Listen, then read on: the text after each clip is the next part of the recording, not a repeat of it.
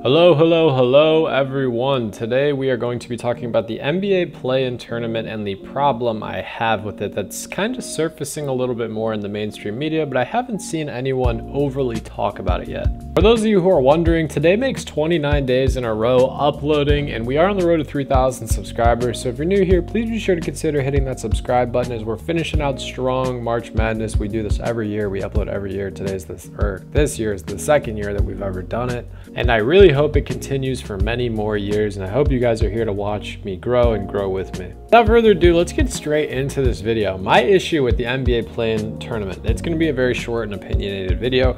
I think there needs to be a threshold of games in which the 9 and or 10 seed are close enough to the 8 and the 7 seed for it to actually be relevant. As we speak, the Hawks are currently 6 games behind the Philadelphia 76ers, and it's just, it doesn't seem right to me that the Sixers can go on to potentially win north of 7, 8, 9, 10 games and be bumped out in a 1-game elimination series by someone like the Hawks or the Bulls. The Bulls are 4 games behind the 8 seed, and like I said, the Hawks are 6 games behind the 8 seed. They are well over 500. You know, we're talking about 6 games over 500. Meanwhile, the Hawks are 6 games under 500, and the Bulls are 3 games under 500. I know you may be thinking to yourself, well, it's an elimination style tournament, so if they win more, you know, games in the regular season, then it's fine. You know, the Heat should have no troubles beating the Bulls, and the 76ers should have no trouble beating the Hawks, or however it ends up shaking down. That's fine and that's dandy, and to be completely honest with you, you're a little bit right. The problem with me though is the relevance is just like the Hawks are not a playoff team. They're 6 games under 500. Their record clearly states that they're not a play-in team.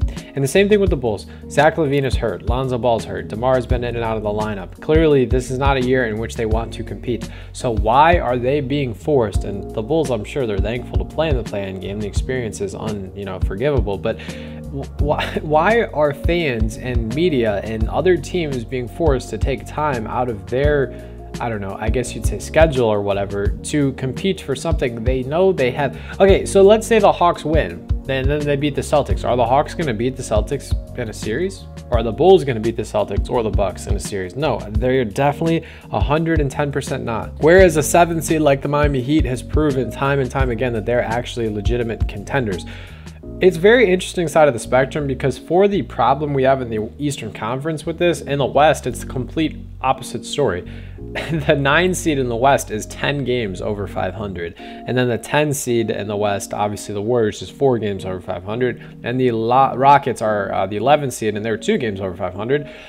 That's just way more interesting and more enticing. This is the perfect, like, I'm sure when Adam Silver and the board like kind of was drawing up the NBA play-in tournament, this is exactly what they worried about. Half of it is like, this is like the glass half full. You know, we have the super competitive Western Conference. The Rockets rattle off 10 wins in a row, and next thing you know, the Warriors are nervous for their play-in spot. And then for the East, it's like, okay, this is so boring. The viewership for the Bulls and the Hawks game, it's going to be down. It's not going to be that great. People aren't going to enjoy them. So I feel like they need to bring in that rule where if it's not 3 games or within 3 games, then it shouldn't be something to be considered. Because if you're wondering what the Hawks, the rest of the year looks like for the Hawks, you may be thinking, well, dude, the Hawks can rattle off wins. What makes you say they can't rattle off wins and cut the gap, cut the deficit, so they're not 6 games under 500?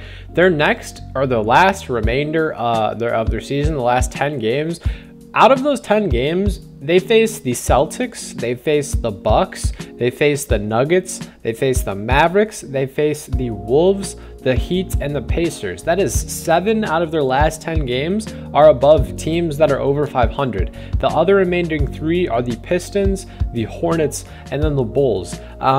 It just doesn't seem to make sense to me that the Hawks are, because, okay, so say they lose those 7 games that they verse above the 500 teams, that would mean, and they win the other 3. So a team that is 36 and 46. So 10 whole games under 500 is supposed to be competing for the play-in. That just, it doesn't seem right to me. So this was a very short video. I know the videos have been a little bit longer recently. I'm sorry for the short one today, but I just wanted to talk about the NBA play-in problem and kind of get your guys' opinion. I guess the overall question I'm asking is, should there be a game threshold in which the 9 and the 10 seed can't compete?